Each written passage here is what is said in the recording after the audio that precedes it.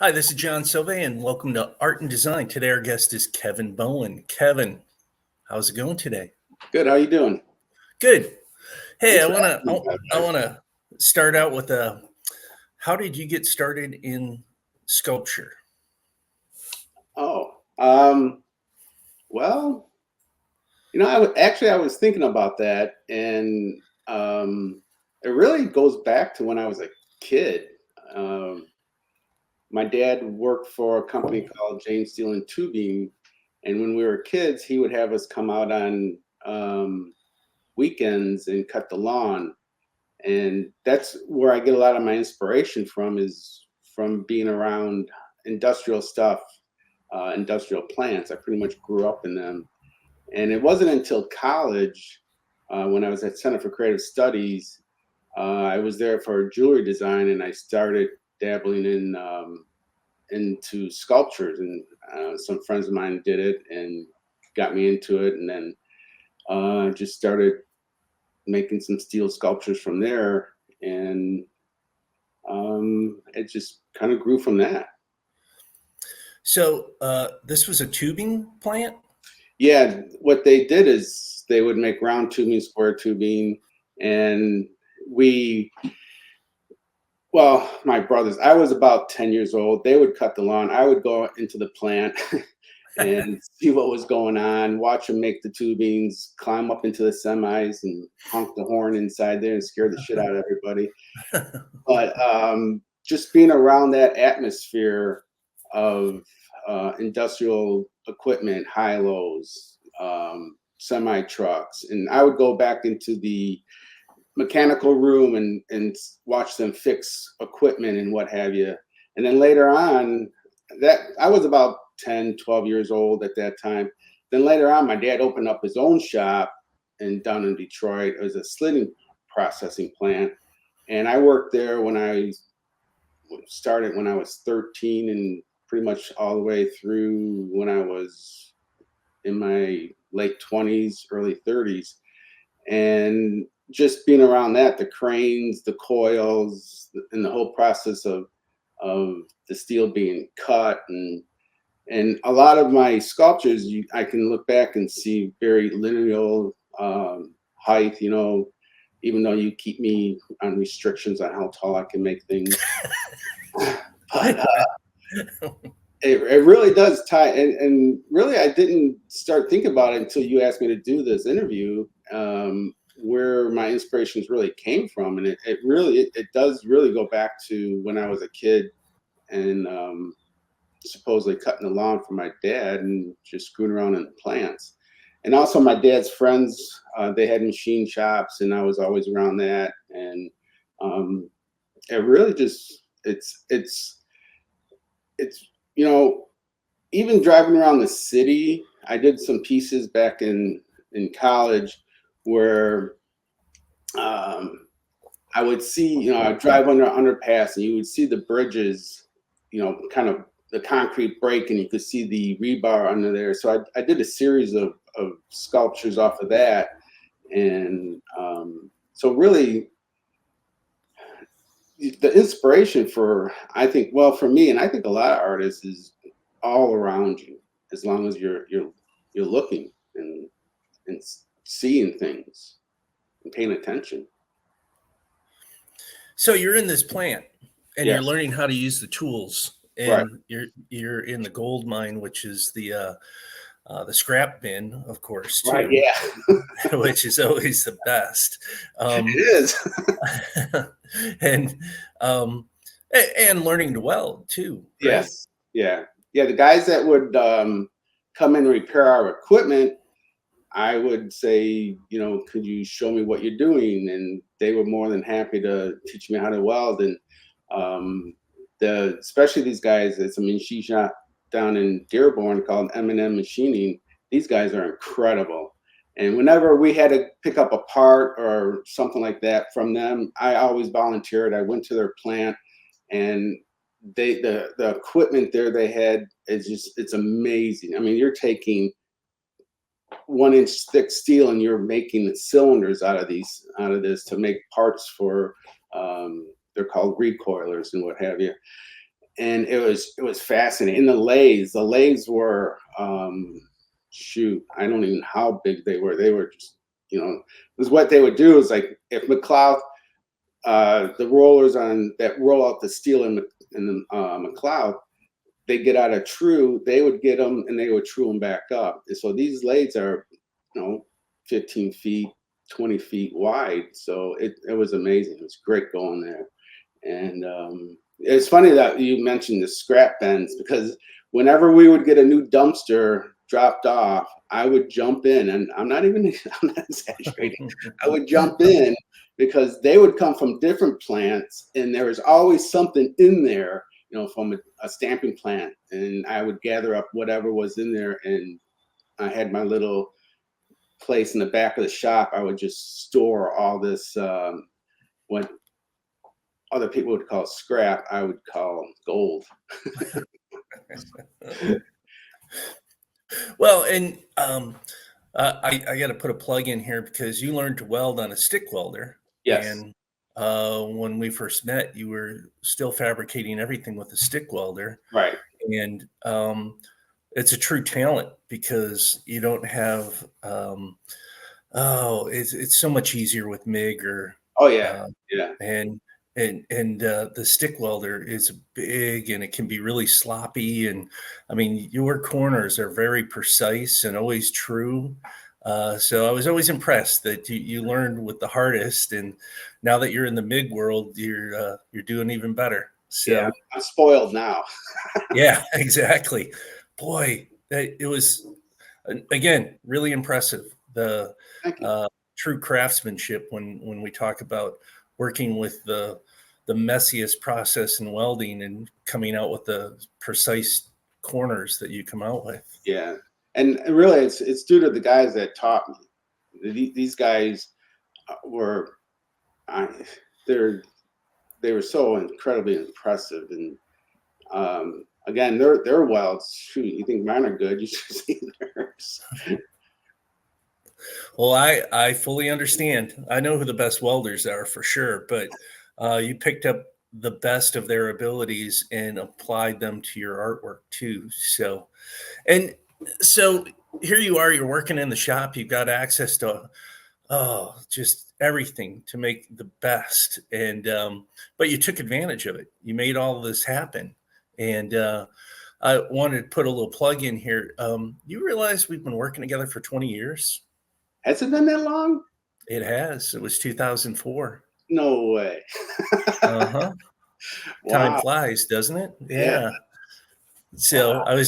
I just had to go review some stuff, and I think that we were in Port Huron, right? Yeah. Yeah. So no, that was 2004. We were setting that up, and no kidding. Yeah. So it's so I got to get back to your story, which you're in the shop. What was the impetus to go to CCS? Well, to be honest, in high school, I've been very fortunate throughout my whole life with my family, in my art. Going back to high school, my art teacher was a great guy, and Mr. Harmon, and I went to Harrison High, and he kind of pushed me into it. He told me about a drawing class actually at Wayne State when I was, I think, a freshman in high school.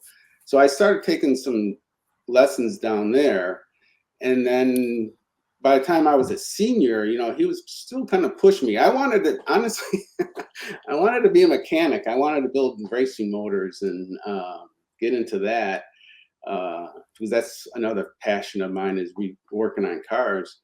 But he kind of convinced me to go check out Center for Creative Studies, and I did. I went down there, I looked at it, and I saw the jewelry department, and I also saw the industrial design, seeing all the cars they were designing. I'm like, oh, that's what I want to do. I want to draw race cars. And unfortunately, I just wasn't as good as everybody else in the class. And one of my professors said, maybe you should stick with jewelry.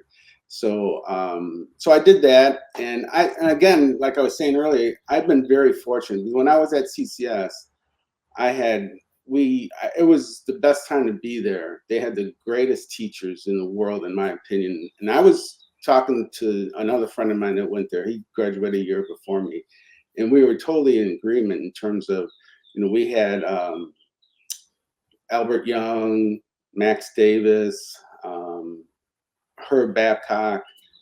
Just all the professors they weren't just teachers, they worked in their art. They made a living at their art. And so they really exposed us to what you can do when you get out of school. We went to their openings and they kind of told us how to present ourselves, or present our work and what have you. So I've been extremely fortunate. Even my jobs, even my first jewelry job, I worked for a guy named Lane, and I didn't know it at the time, but it wasn't until later that when I met other jewelers, that, oh wow, you work for him? He's like the best jeweler in Michigan, and he was a great guy. He taught me a ton of techniques in that, and he was great. I love that guy. He was a hippie from the '60s, but he was by far the talented jeweler. And then I got another job working at Just Jewelers in Farmington, and again, another great jeweler, Bruce Campbell, and he taught me how to carve and look at stones, grade stones. And so I've been extremely fortunate in people I've come across throughout the years of learning how to make a living at this crazy thing. Well, and I appreciate your acknowledging who had the influence on you, but everything comes down to choices too. You made Sure. the choice to Yeah. pursue all of this, Right. and so I don't want to bypass how we're speaking here as well. Is that you're extremely talented, you're multi-talented, you're in a bunch of different areas, but you have to pursue this stuff. And I have to put a commercial break in here too, because your offspring, Will, you've screwed him up for life. Now he's a documentary filmmaker. Yeah. Yeah.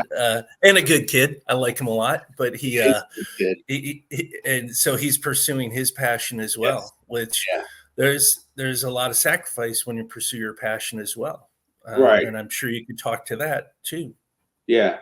And I think that's the key, the passion. My grandfather always said to us, if there's a will, there's a way. And I think that kind of correlates with passion. If you have the passion for it, you'll figure out a way to do what you want to do. And that's the thing is, it's when I go in the studio, I feel at home, and it feels good to go in the studio. And when it doesn't feel good to go in the studio, that's when I know to hang up the torch. But I love, and the thing is too, is like people always ask, well, what if they don't understand what you're trying to say? I'm not even concerned about if people understand or what the message I'm trying to relay, because a lot of people, when they come to you and look at art, you're bringing your whole life experience looking at these pieces, and the passion is really to hold someone's attention when they're looking at your piece, and maybe have memories when they're growing up. And I just really enjoy, whether they like my work or not, people looking at things I've made and coming up with their own stories, or really just saying, "Oh, that's not good," and walk away. And I'm never offended by that at all. I mean, it's if you get offended by that, you might as well find yourself a cubicle and go to work and do something else. Well, and when you talk about offended, I guess that's a good segue into public art, which is Right. where you and I met and have been working. You have several pieces that are in public, and that's a good reference point for that, which Right. is you can't be thin-skinned when your Right. work is available to all 24/7. Yeah. And if you hear something you don't like, Yeah, honestly, it doesn't bother me at all. And again, going back to CCS, when we would have crits, I'm telling you, the teachers were not nice. They weren't polite, and I like that. And because you have and again, one of my favorite teachers, Albert Young, um, I was setting, before a crit, because every semester you had a final crit with the whole crafts department, all the professors, and I was getting ready to set up my stuff on the pedestals and what have you. And it's like 2 in the morning. He comes down to check out what we're doing, and he looked at one of my pieces and said, "I don't want to see that in your crit tomorrow." And I don't know, a junior, not even junior, maybe a sophomore. I'm like, what is he? I put it in, and they ripped me apart. They tore me apart. And after the crit was done, he goes, "I told you not to put that in there." He goes, "They didn't look at anything other than this piece of crap. And they didn't look at or give you any other construction criticism about your other work." So I was like, all right, I learned a lesson there. Maybe he knows more than what I do. So from there, I've learned to take criticism, and you have two choices. You can get pissed off and run away, or you can say, you know what, I'm going to prove them wrong. I'm going to do better. I'm going to just keep on going and improve.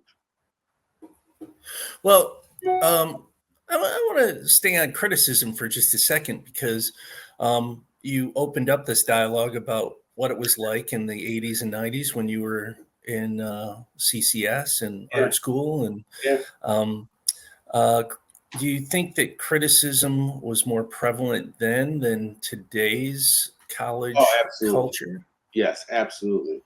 Um, Being an instructor yourself, you do know yeah, this, so you could share the differences. yeah. Yes, and I guess, again, coming from that atmosphere where, I'll give you one more story before I get into my senior year graduating. I had all my stuff up, and this was 2 weeks before our final show that they have every year, at the end of the school year. And I had all my sculptures up, and then my jewelry out and what have you. And all of my professors come in, and they said, just the way they were designed, there you have two pieces. You have this and you have this. Figure it out, or otherwise don't put any of this stuff in the show. And this is like a whole semester of work, and it's like, what, you're saying this is all crap? And what they were saying is they don't belong together. And they were right. And I had 2 weeks to figure it out, and I did, and they were happy with it. And I had another crit, and they said, all right, you can put this stuff in, and I did, and and that was the end of that. So when I went on to U of M to get my master's, and I was a TA, and my professor, her name was Hiroko Pichinowski, another great professor that I had, and she goes, "Kevin, I want you to run the crit today." And really, it was the first crit, so I didn't know how she really ran her crits. And I did what I was used to. And I said, that's terrible. This is what you got to do to make it better. This doesn't balance out, blah, blah, blah. And she pulled me aside after the after the crit, and she's like, "You can't do that in the crit. You can't be that mean." I said, "I wasn't mean. I was just giving them constructive criticism and how to improve on it. Whether they take it or not is up to them, And I'm not always right. Don't get me wrong. I could have been wrong, but not in this case. But she said, "No, you can't do that." And she was a very soft-spoken woman, and I go, "Well, I'll be nicer, I guess." And then even so I kind of learned from that tone it down. And over the years, teaching at other, I taught at Bowling Green, Wayne State, CCS, and U of M. I taught at U of M for quite a while, and it's actually kind of interesting too, because when I took over at U of M, I took over a friend of mine, and actually she was a CCS grad. She moved down to Texas, another talented jeweler, and they had a show, but she would let everybody in, and that was my first thing when I took over. I said, not everyone's getting in. This is the bar. If you reach that bar, you'll get in. And I will explain what you need to do to get in. And again, people were like, you can't do that. You won't get any students. I was hard on my students, but I was fair on my students. And I graded. Basically, if you showed up, did your work, whether you did great work or not, but you showed an effort, you would do just fine. In fact, I had a student that was horrible. He wasn't an artist. He was from the business school, I believe. But the kid worked his butt off, and he got an A, but he was horrible.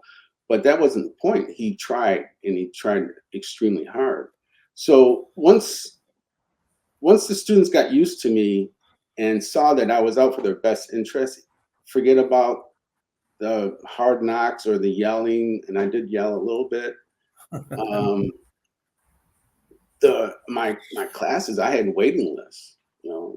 Again, if you set the bar here, this is all you'll achieve. But if you expect your students to do this, they will achieve it. You just got to push them sometimes. Well, and we're talking about the setting of a classroom where Right. we're trying to convey art practice to Right. people. And what you're describing is not unlike any job that you would take. Right. And when you take a job, you have to Yeah. figure out what makes your superior tick. What Right. is it that are the hot buttons? What are the requirements?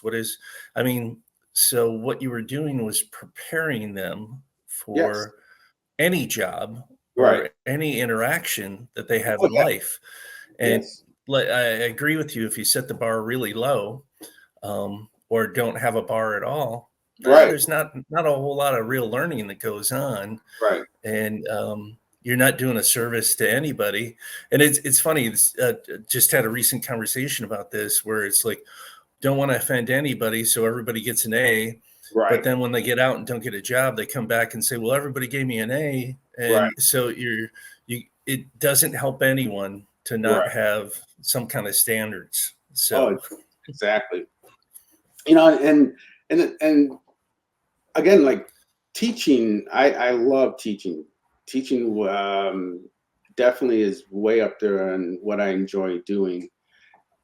It's great. I had this one student.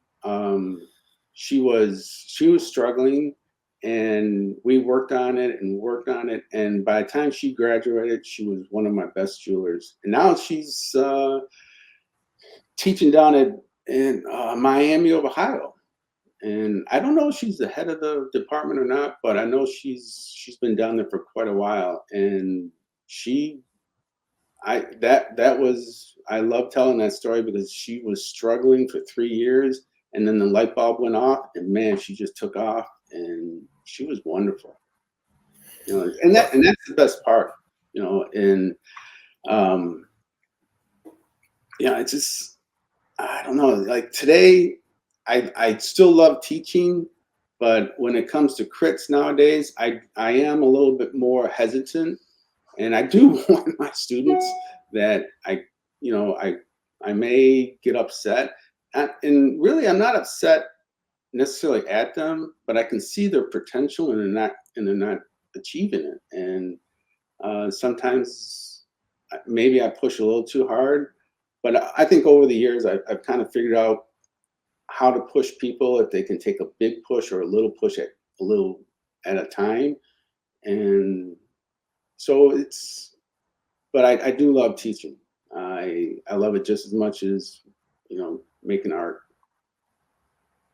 well, and there's we could go down that road too. There's a lot to be gained as a good instructor from your students as well. And that, Yeah. I know that's what you're describing as well. Um, but there's so many challenges that they've Yeah. always been there. It's not like it just Yeah. started today, No. but They've there's all been- newer challenges, and there's also the value of an arts education, which I think is the most important education you Right. can get. Right. Um, People always talk about, oh no, you got to math and science, got to be a Right. engineer, got to be something. Right. But I've been in settings where that's great, but if you don't have anything to talk about, or no basis, or no Right. understanding of where we came from and where we're going and where we've been and Right. all this, Yeah. makes for some really boring conversations. And actually, deals are made through inspiration, and I think a good arts education is the best foundation possible. Okay, I that was my commercial break. uh, I totally agree. You know, at the end of when I was at U of M, that's they were forcing the kids and I to take engineering classes or stuff like that.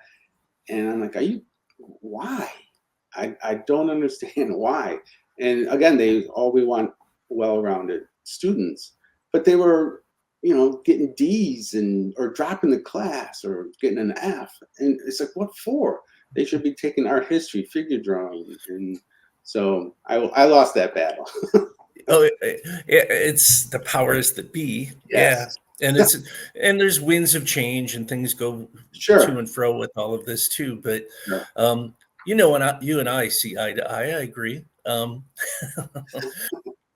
And Kevin, I get we're getting till the end here, but I wanted to put a plug in Yeah, because in the fall of 2024, you have a piece located on Woodward Avenue, right. uh, first paved road in the world, Yes. and That's in cool. Ferndale, your piece is a gateway piece, right at the border with Detroit and Ferndale on Woodward, and I know that is going to be happening sometime this fall, early winter.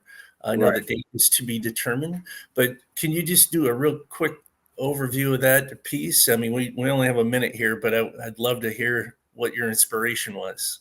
Actually, that was based off my daughter. She was dancing at the time. Well, she danced when she was from like 4 years old until she graduated high school, and actually went on to dance at U of M. And she would always do these really high jumps and basically like a leg split in the air. So, in a lot of my work, I like to have motion in it. So, really, that inspiration was from her dancing. Well, it's a great piece. It's located right at pretty much the border, 8 Mile and Yeah. Woodward, Yeah. and I am totally looking forward to that in the future. And Kevin, thanks for coming on the Art and Design Show.